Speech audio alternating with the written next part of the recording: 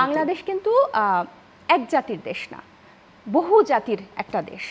এখানে কি আছে? বাঙালি আছে, মারমা জাতি আছে, সাঁওতাল জাতি আছে, গারো জাতি আছে, কিন্তু আমাদের সংবিধানে আছে সবাই বাংলাদেশের মানে বাঙালি জাতির, জাতীয়তাবাদে বাঙালির আন্ডারে নাগরিক হিসেবে। যে তারা এটা কিভাবে হবে যে বাংলাদেশি বাঙালি, বাংলাদেশি গারো, তারা যে জাতির, তাদের একটা সাংবিধানিক স্বীকৃতি থাকতে হবে। তারা তো এই অংশগ্রহণ করেছে, এই বাংলাদেশ তো তাদের নাগরিক হিসেবে সে বাংলাদেশ, কিন্তু জাতি হিসেবে কিন্তু তার কোনো স্বীকৃতি নাই সংবিধানে। তাহলে এই জিনিসগুলো এত বছর পর, বাংলাদেশের এত জন্মের পর, তার উপর তো এই বাঙালি জাতীয়তাবাদ আমরা জোর করে চাপিয়ে দিতে পারি না, দেশটা তো তাদেরও, এবং তারা এই গণ অভ্যুত্থানের অংশীদার।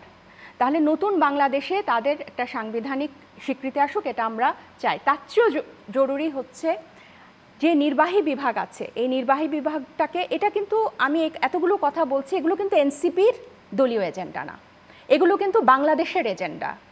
কারণ বাংলাদেশের যে স্বৈরতন্ত্রের অবসান ঘটিয়েছে বাংলাদেশের মানুষ, এখন তাকে যে গণতন্ত্রের পথে নিতে হবে, সেটার জন্য এই বেসিক সংস্কারগুলো বাংলাদেশের মানুষ চায়।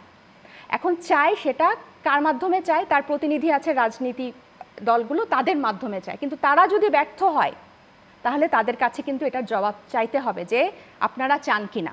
সেক্ষেত্রে আপনি বলছেন যে দায় যেহেতু এড়াতে পারবে না, তাহলে কি মনে করছেন যে কোনো দল এখনও যদি সেই মত দিতে না পারে, কোনো একটি দল যদি একটু ভিন্ন মতে থাকে, সে তার জায়গা থেকে ছাড় দিবে সেটা? এখনও যেহেতু আজকের পর্যন্ত, আপনার এখানে আসার আগ পর্যন্ত যখন আমি প্রেস ব্রিফিং শুনছিলাম প্রফেসর আলী রিয়াজ স্যারের, উনি কিন্তু বলছিলেন যে সনদে আসার জন্য, জাতীয় সনদে, জুলাই সনদ যে আমরা ঐক্যমতে পৌঁছাবে সব দল, এটার ব্যাপারে সব দলকেই কিন্তু ছাড় দিতে হবে। আমরা কিন্তু আজকে দেখলাম বিএনপি কিন্তু প্রধানমন্ত্রীর মেয়াদের ব্যাপারে তারা কিন্তু একটা সিদ্ধান্তে পৌঁছেছেন, যেটা তারা আগে ছিল না। এটা কিন্তু একদম একটা চোখের সামনে চাক্ষুষ একটা উদাহরণ যে কথা বললে কিন্তু এটা হয়।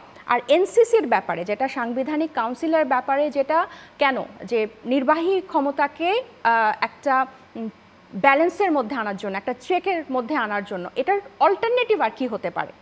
এটার সেই জায়গায় বিএনপি এটার অল্টারনেটিভ কিন্তু তাহলে প্রধানমন্ত্রীর গুরুত্বটা একেবারেই হারাবে এনসিসির ব্যাপারে বিশেষ করে। তাহলে এটার এই সাংবিধানিক সংস্থাগুলো যাতে প্রধানমন্ত্রী দ্বারা নিয়ন্ত্রিত না হয়, এটার একটা অল্টারনেট পদ্ধতি কিন্তু ওনারা দেননি।